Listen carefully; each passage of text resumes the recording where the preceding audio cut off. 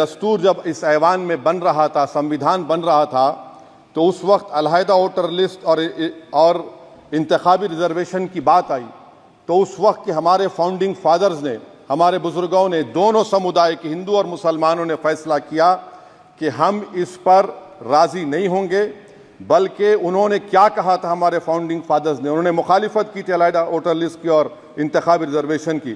उन्होंने कहा था, I quote sir, it is the duty of majority community to ensure that minorities are elected in the representative numbers.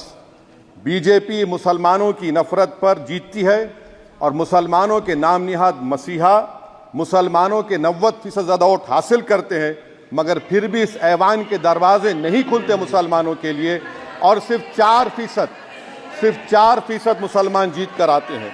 Sir, संविधान सिर्फ एक किताब नहीं है जिसे चूमा जाए, संविधान एक किताब नहीं है जिसे दिखाया जाए, संविधान एक सिंबल भी है, मगर संविधान एक हमारे बुजुर्गों के ख्वाबों की किताब है।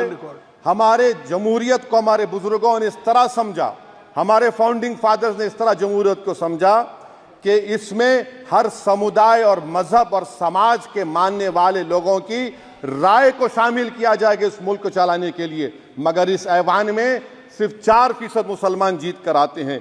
मैं संविधान से जो मोहब्बत के दावे करते हैं उनसे कहूंगा कि कभी उठाकर पढ़ो कॉन्स्टिट्यूएंट असेंबली डिबेट्स में कि नेहरू ने, H.C. मुखर्जी ने, सरदार हुकुम सिंह ने माइनॉरिटीज के बारे में क्या कहा था।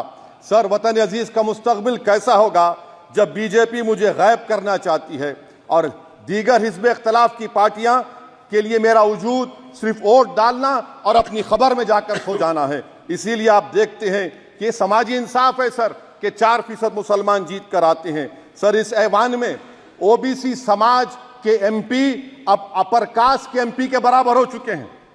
ओबीसी समाज के एमपी अब अपर कास्ट एमपी के बराबर हो चुके हैं और 14% मुसलमान सिर्फ 4% जीत कर आते हैं। CSDS का डेटा ये बताता है कि इस मुल्क में जो वोट बैंक है, जो एक मुश्त वोट डालता है, वो अपर कास्ट का है। मुसलमान का कभी ना वोट बैंक था ना कभी रहेगा।